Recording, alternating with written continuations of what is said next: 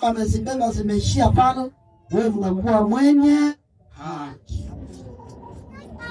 Kama hujafikia pale, unaomba Mungu, nasema Mungu, na mimi nataka nikubali mafundisho ya kweli ya kanisa la Yesu Kristo, na mimi nikuwe mwenye haki. Mbinguni hakutaingiaka mwenye dhambi, hakutaingiaka kitu kichafu, utaingiaka watakatifu, ili wenye moyo safi, maana wao ndio wataona nani? Mungu. Mathayo 5 tusoma shairi la 3 kushuka. Haleluya. Kwa malaika ya kanisa la Smyrna. Mwenye alikuwa anasema ile maneno ni Yesu mwenyewe. Anasema, wewe malaika wa kanisa hili, mimi nakujua. Mimi najua matendo yako na umaskini wako. Haleluya. Amen. Leo mafundisho ya mapotre mingi baba anasema setu. Maana yake vya utajiri wanasema mtoto wa Mungu hawezi kuwa maskini. Ndio, hawezi kuwa maskini. Lakini anaweza kuwa na wakati yenyewe anaweza kuwa maskini. Maana yake kuna wakati ya kupata na wakati ya kukosewa.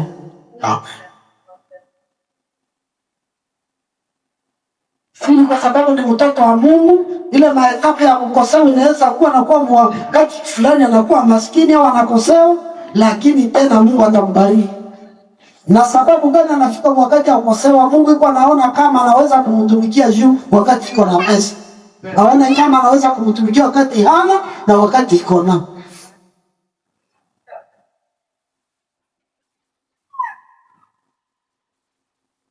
Yuko na mtu anasema, mimi niko na shida kisha nikia Mungu jao maskini. Akishapata kisha jana dua. Jo hakamati. Usimuona ngisi biko modre. Shubana yake mpaka wakati wewe sipata wakati ya kutumikia Mungu juu na hiyo maskini nayo inaweza acha nani. Sasa mama ile iko kinywa ya jimwili. Naona hata kama ndi sasa ametaka kuwa napika vile vipande.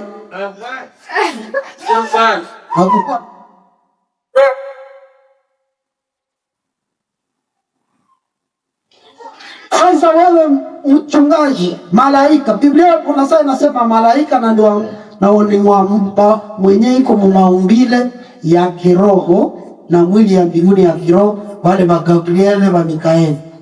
Na kuna saa nasema malaika na ni mwenye iko maumbile ya mwili sawa, hii mwili ya udongo. Iko mwili ya udongo, wengine wanasemaka ni mwili ya dhambi. Hapana, tuliumbiwa mwili ya udongo, haiko mwili ya dhambi. Tulipata mwili wa dhambi wakati tulikula kutunda ya Adamu. Na wakati tuliokoka, ile dhambi ikatoka, tukabakia mwili yetu ya udongo na tuko vyeupe. Hatupimo ukufisho. Haleluya.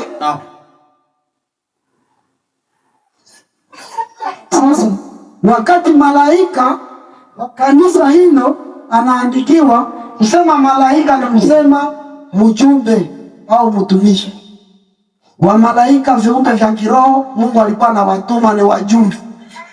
Sasa malaika sisi viumbe vya mwili wa udongo na sisi tunatuma.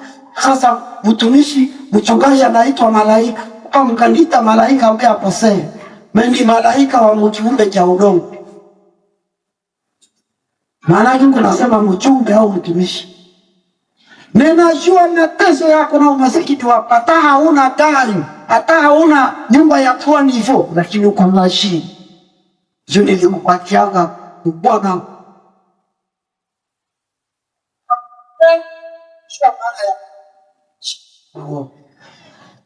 Haleluya. Amen. Sasa na ninajua matukano yao wanaojiita Wayuda nao si vile, lakini ni sunagogi na nini? Lashi. Bantu biko wanaenda kuvisomo. Shevenye tulishafunguliwa kisomo matuni zipo, lakini zipo kufundisha yao. Najua katika wanaenda na juhudi sana. Unasema wanaenda kusikia. Amen. Lakini ukasoma maandiko wanaandika pale kanisa.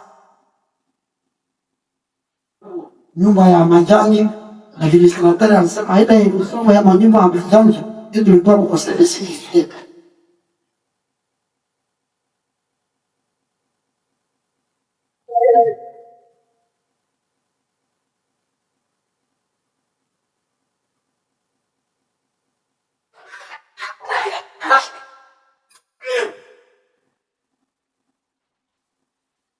Kanisa tu wako majengo hiyo watu ya mwili wanataka tu ya kimwili.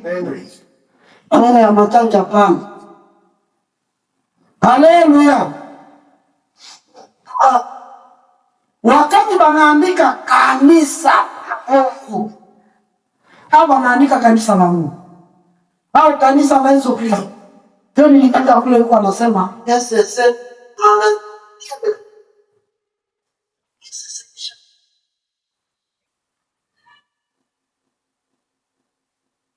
Watu ya SS mpaka bila kwa moja kwa ikani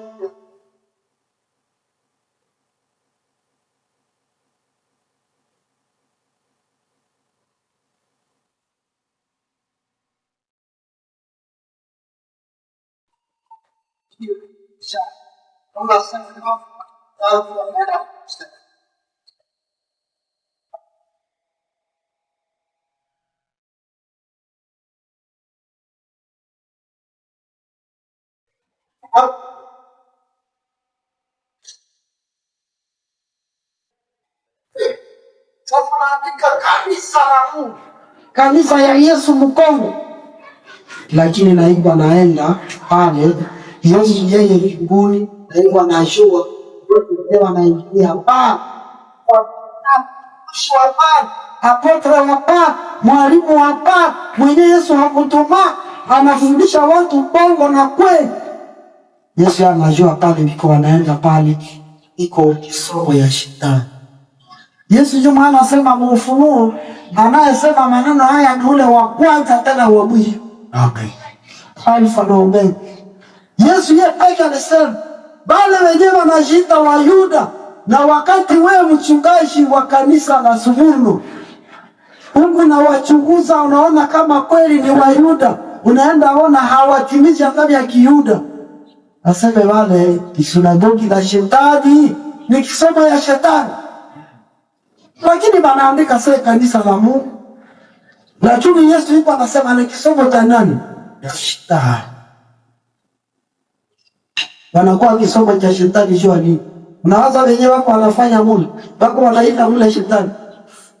Yuko anasema shetani, usikize utukufu.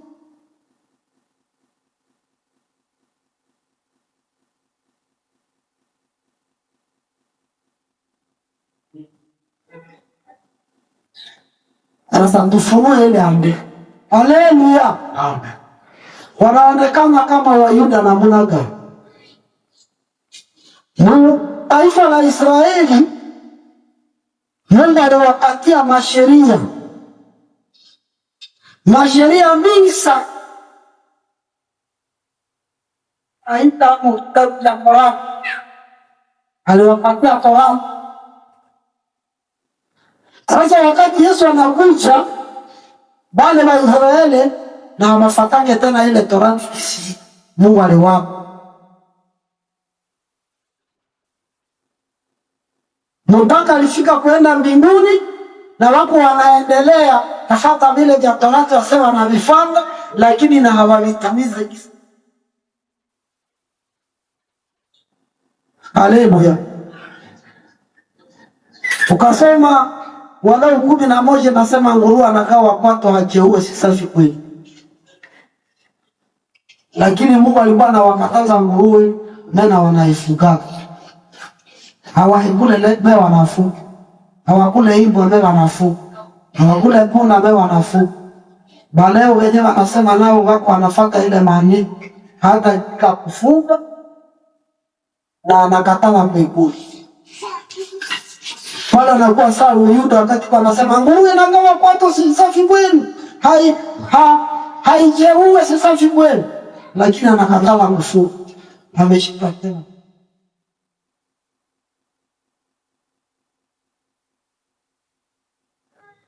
Asoma Isaya 15:8-15. Siku ya Sabato usigeuze mguu wangu kwenda mguu yangu. Siku ya Sabato usifanye kazi yoyote. Siku ya Sabato tena maneno yako mwenyewe. Sasa utamkuta yuko anaenda uza injili siku ya Sabato. Yuko anaongea. Haye, utaenda Karumaya siku gani? Utaenda Kisemu siku gani? Anaongea maneno yake ya Kisemu ya Ulaya ya Minovu. Kameisha siku ya Sabato. Mungu alisema tutumike siku 6, siku ya 7 tustarehe. Ana anakuwa sawa Buyuda. Wamama ndipo mnanifuata. Ali iko anakuwa sawa Buyuda. Wakati kwa anaeleza vya Sabato. Lakini praktiki kusema aende fanya sasa vipi? Asiseme maneno yake. Kutoka 13:1-4 nasema usiwashe moto katika nyumba yako wewe mtoto wa Israeli, wewe Myahudi siku ya Sabato. Utaenda kumita siku ya Sabato, wewe niko nasonga. Jua nini? Kwa mimi napenda nikule chakula ya moto, juu kusudi ya baridi usiniletee usiharibishi afya. Mungu alikuwa anasema siwashe moto siku ya Sabato. Na hajui mimi sipateza chunga afya.